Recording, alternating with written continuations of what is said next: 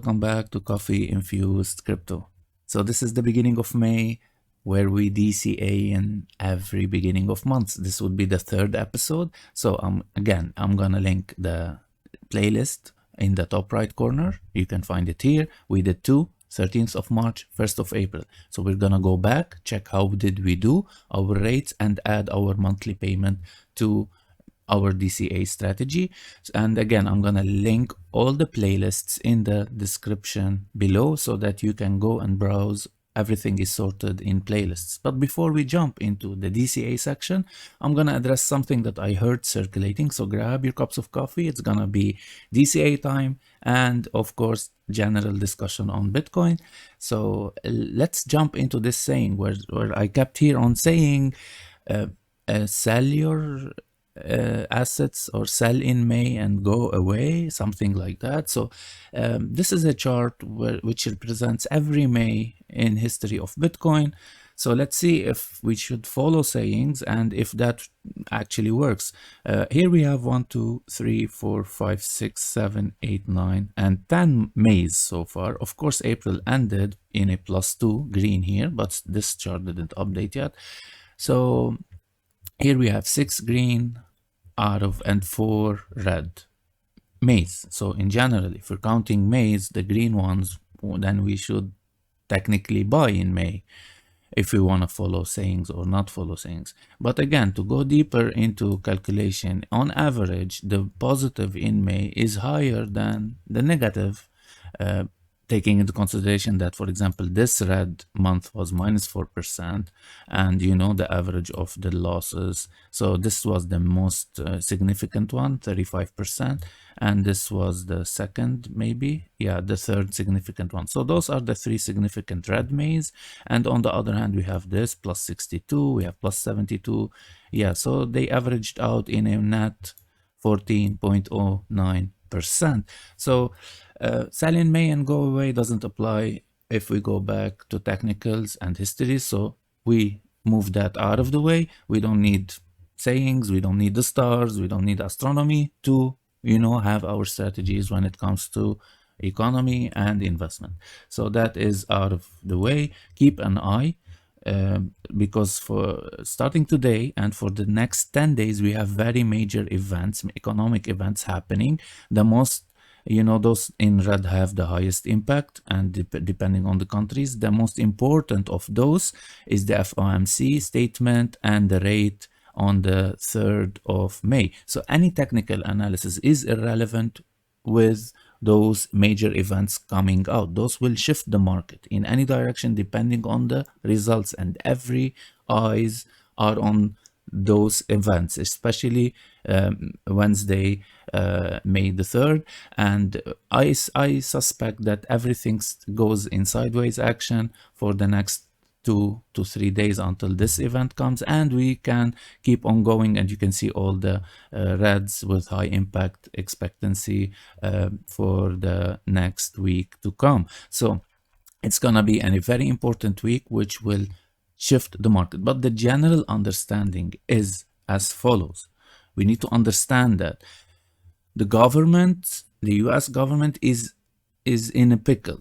So the higher they raise the rates, the more banks fail, the more the economy shatters, you know. So they don't have that room to raise. So they were raising 0.25 basis points, 25 basis points recently, and now we're expecting a 25 basis point or maybe a cut. But until that happens, so we need to understand that when that happens, when a pivot takes place, usually the market temporarily crash, usually, not necessarily, but usually. But in preparation to, whenever the market feels that we're approaching a pivot, the market rallies. So rallies before, short-term crash, and then the markets revive and boost on forward. So if they want to keep on continue raising hikes, as you can see here, the last but definitely not least and not the last one to come,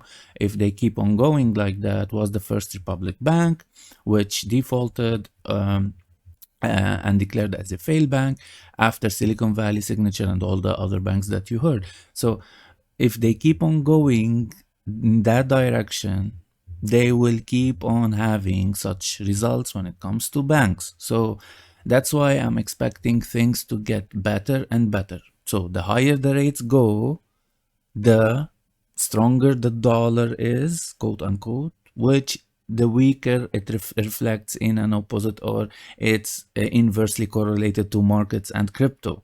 So that's why we've been seeing, and if you notice here, we've had a boost or a pump in printing um, in 2020. That's when the markets revived, and if you remember.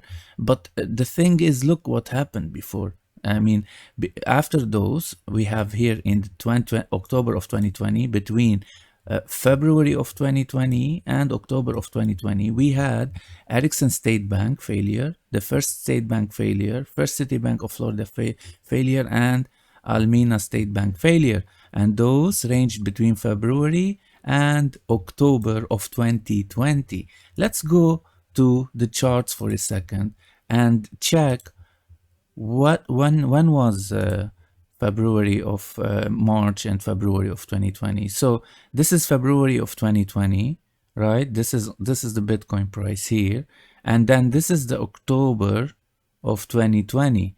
This is where they bailed to other banks. So notice the failure of banks around this area. Bitcoin was prepping, and that was the result. Because how do you save a bank one way or another? In general, it's by printing money. So general rule of thumb is printing money in several ways, by bonds and stuff like that, or maybe just stimulus checks to the to the economy. To they were like COVID, they printed money, distributed stimulus checks, and saved banks along the way. And now, if they want to save the banks, well, yeah, I mean they are having the same bank failures around this area, just like they had the bank failures around this area. And after that, well, so I thought, like, yeah, this was the printing of 2020. If you can see, this is the dollars index reflection of since a year ago, when we started raising hikes, so suppressing the market. That's the DXY, that's the correlation. The dollar index just jumped all the way over a year, and ever since they start decreasing the rate hikes, the ratio, or decreasing the number of rate hikes, if you notice, the dollar has been descending. And in an inverse correlation, ever since the dollar started to go high, you notice that the S&P 500, like the stock market, kept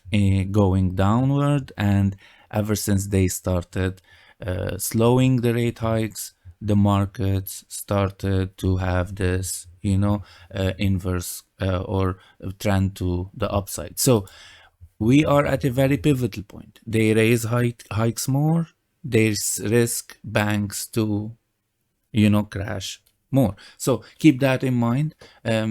With them pivoting, that means green light for markets in general, crypto in particular.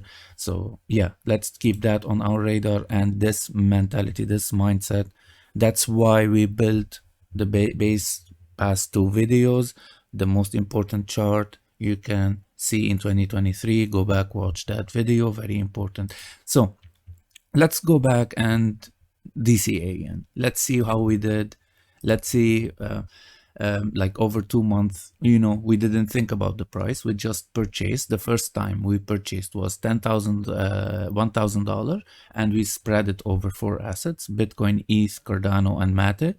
Second time we did another $1,000, and again we split it equally, 24% Bitcoin, ETH, Cardano, and Matic. So far, if we want to look at the general or the main performance, we can see that, yeah, in total, our portfolio best performer is Bitcoin. So out of the $2,000, we have $2,199. Our worst performer is Matic at -8%. So here you can see Bitcoin is in profit, $101. Ethereum is in 70. Cardano is in 66 profit, and Matic is in -40. And of course, So this is the all-time profit. It's at plus 9.84%, $197. And of course, Bitcoin is the best performer because Bitcoin dominance. So we discussed that before. We explained why this is Bitcoin season. So that definitely on the longer run, Bitcoin outperforms every other asset. And here we can see it in numbers. I'm gonna link Bitcoin dominance in the top right corner. Go check it and understand how does that work. So we're gonna start adding Bitcoin. So let's go to first of all to our previous purchases. Here the first time we bought at March the 13th, we bought 0.01225 BTC at $250. Second month we bought 0.00882 BTC at $250. And now we're gonna add a transaction, and I think we're gonna start 0.00878 exactly. So on the 1st of May we added an even less amount in Bitcoin for the same price, but that is okay. So now we added $250 in Bitcoin to our DCAing Bitcoin purchasing. We're gonna go to Ethereum. Okay, so in March 13th we purchased 0.171 ETH for 250, and in April we purchased 0.138 for 250, and now we're gonna add 0.1 let's say 8 okay 7.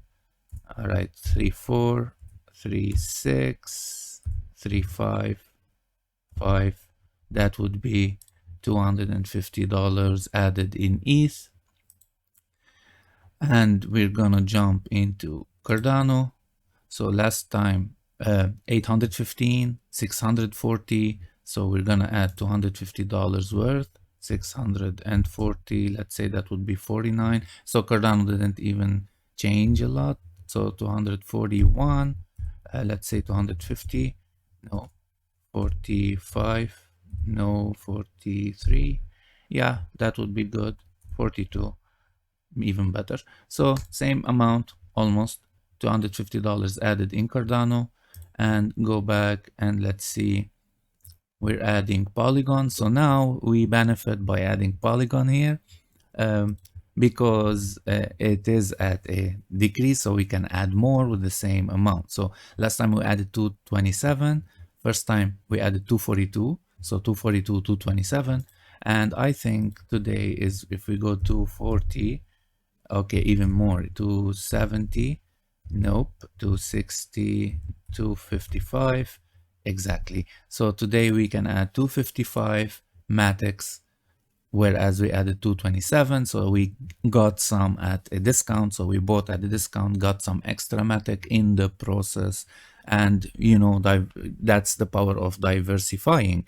So today we got a good deal on Matic, and that would be our general portfolio. So we started with a 25% allocation into 4 different assets, and over time the price action dictated that our portfolio is slightly towards Bitcoin. That is the first asset based on value, of course, and the least one is Matic because of the decrease. Now it's at 22.18% of our portfolio.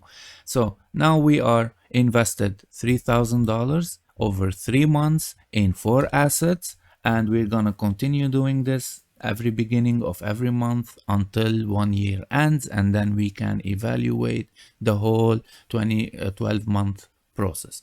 That was everything for today. I hope it was helpful. Please don't forget to hit the like button, leave me a comment if you like to ask any questions. I always read all of them, and of course subscribe and share this to your friends, whoever wants to invest in the market and don't know how. This is a very handy and helpful way to do so. So I'll see you tomorrow. Stay safe meanwhile, and yeah, of course, keep an eye on the markets. It's gonna be sideways most probably until Wednesday, as we said. So we want to monitor the FOMC meeting, and from there on the markets may change drastically into one direction or another. So we'll keep that till Wednesday. I'm gonna be here. Stay safe until then, and I'll see you tomorrow. Bye bye.